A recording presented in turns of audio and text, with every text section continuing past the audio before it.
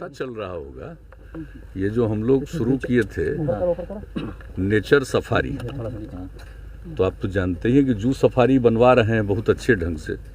तो उसी सिलसिले में जब हम यहाँ आते रहे हैं, आप सब लोगों को मालूम है 2009 से ही सब कुछ देख करके जो हमने एक मेरे मन में जो बातें आई हम कहते रहे।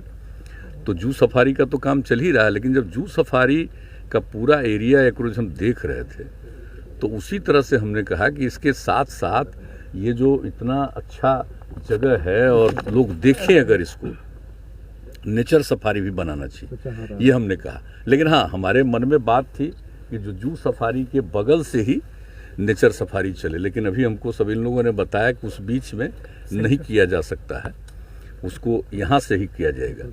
जो फॉरेस्ट एरिया है इनका उसी में कर सकते हैं, तो यहाँ से इन लोगों ने शुरू किया है। तो वही देखने हम आ रहे थे कि कैसे लोग कहीं से देखेंगे, तो बहुत अच्छा बना है। और इसके सुरक्षा के लिए और इसके मेंटेनेंस को देखने के लिए सारी बात हमने पूछी है, इन लोगों ने बताया ही है। और जो भी हमको लगा है यहाँ पर देखने के बाद हमने भी सजेस्ट कर दिया है ताकि बिल्कुल प्रोटेक्टेड रहे। और यहाँ पर जो देखने आएंगे और प्रतिदिन लोग घूमेंगे, और ख़ास करके बच्चों के लिए और यूथ के लिए इसको और प्रेरित करने वाली बात है कि ताकि वो नेचर के बारे में उनको पूरी जानकारी हो और देखें। वैसी स्थिति में उनके सुरक्षा का भी पूरा प्रबंध किया जाएगा। कब तक और जो इसके, हाँ अब बताइए कब तक आप लोग शुरू कर सकेंगे? मार्च तक कह रहे हैं, मैंने जो भी मार्च तक प्रोजेक्ट है पूरा। हाँ, तो अभी तक का प्रोजेक्ट है, मान लीजिए उसमें तक पूरा करें। थोड़ा आगे पीछे थोड़ा बहुत हो सकता है, लेकिन सारी तैयारी, और आज भी चीफ सेक्रेटरी से ये बात हो गई है, यहाँ पर पुलिस का भी डिप्यूटेशन रहेगा परमानेंटली। और जो ये काम करते हैं तो इनके जो देखने वाले तकनीकी विशेषज्ञ हैं उनमें से भी कुछ लोगों की यहाँ पर ड्यूटी हमेशा रहेगी, ताकि आप देख रहे हैं ना कि इसकी जो सिक्योरिटी है इसके चारों तरफ वो प्रोटेक्टेड रहना चाहिए, ताकि कभी कोई इधर उधर नहीं कर सके। नहीं तो इसका तो कोई ठिकाना नहीं रहता। आप निश्चिंतापूर्वक छोड़ दीजिएगा तो पता चला कि कोई गलत प्रवृत्ति का आदमी कुछ जा करके इसको नुकसान पहुंचा सकता है। ये तो आदमी को सर्टेन कुछ लोग तो होता है, ऐसा कोई ज़रूरी नहीं है, लेकिन इसके बारे में सोच करके ही हम लोग चारों तरफ कोई भी काम अब कर रहे हैं, खास करके जो भी ये जो प्राकृतिक चीज़ें हैं, ताकि लोगों को प्रकृति के प्रति, और आप जान रहे हैं कि हम लोग किस प्रकार से जल जीवन हरियाली अभियान चला करके पर्यावरण के प्रति लोगों को जागरूक कर रहे हैं, और किस तरह से लोगों में जागृति आई है, कितना वृक्षारोपण हो रहा है, जल के संरक्षण के लिए काम हो रहा है, और मौसम के अनुकूल कृषि के लिए काम हो रहा है, सौर ऊर्जा को बढ़ावा दिया जा रहा है। ये सारी बात जो हम लोगों ने तय की है उनके प्रकृति के लिए कि साहब जल है और हरियाली है तभी जीवन संरक्षित है। तो हर तरह से कि किसी तरह से पर्यावरण का कोई संकट नहीं हो। और एक बात आप लोगों को और बता रहे हैं, पूरे आप जान रहे हैं कि राजगीर के इलाके में हम लोग गंगा नदी का जल, उसके लिए काम शुरू हो गया, और गंगा नदी का जो जल रहेगा वो सारे लोगों को जल उपलब्ध होगा। चाहे हमारा यूनिवर्सिटी बन रहा है नालंदा विश्वविद्यालय वो हो, या आर्मी के, या जो भी पुलिस के लोग हैं, या जहाँ कहीं भी कई तरह की संस्थाएं, और पुलिस का ट्रेनिंग इंस्टीट्यूट भी यहाँ बना हुआ है हर प्रकार से। और आप जानते हैं कि जिस तरह से एक एक चीज़ बन रहा है, खेल कूद के मामले में आप जान ही रहे हैं किस तरह से यहाँ पर सारा बड़ा बड़ा काम हो रहा है।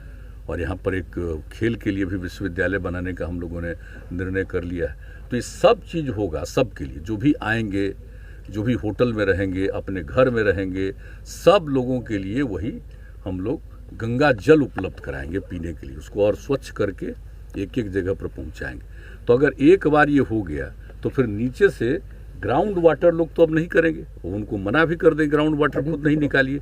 तो आप जान लीजिए कि कई जगह पर जितना नुकसान पहुंच गया राजगीर में, वो सब फिर से ठीक होने की संभावना।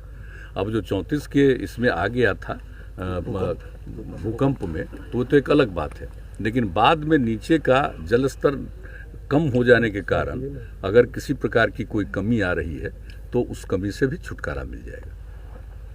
तो ये पूरा इलाका, और कितना ऐतिहासिक है ये, सबको मालूम है कितना ऐतिहासिक है। भगवान बुद्ध तो यहाँ पर आए, भगवान महावीर का भी आना हुआ, लेकिन उनके और पहले का ये है सब। आप सब जानते हैं मगध का उसकी राजधानी रही है, सब कुछ है। यहीं से शिफ्ट करके फिर पाटलिपुत्र की स्थापना तो ये सब कुछ जो हुआ है, तो हम लोगों का उद्देश्य यही है कि जो इसका इतिहास है हम उसको सुरक्षित करें और नई पीढ़ी को इसके लिए हम लोग प्रेरित करें, लोग एक एक बात को जानें और यहाँ की जो खासियत है उसके बारे में समझें। और जब प्रकृति के बारे में जानेंगे, नेचर के बारे में जानेंगे, अपने पुराने इतिहास के बारे में जानेंगे, तो उनकी जागृति और बढ़ेगी और समाज को आगे बढ़ाएंगे। तो ये हम लोगों का मकसद है। सर, एक बार पहले यहाँ पर आए थे, औषधीय पौधा को देख के काफी आप प्रभावित हुए थे। हाँ, तो इन पौधों जो के लिए पहली बार आए थे तो हमको तो ये कहा गए यही है। इनको तो लग रहा था कि हम जा नहीं पाएंगे, हमको जहाँ तक जाएंगे वहाँ तक जाएंगे। और उसके बाद जो देख करके कितना सुंदर चारों तरफ, तो वही ना उसके बाद एक एक चीज हुआ है। और आप देख ही रहे हैं कि हर जगह हम लोग इसके लिए एक एक तरह का काम करके लोगों को प्रेरित करना।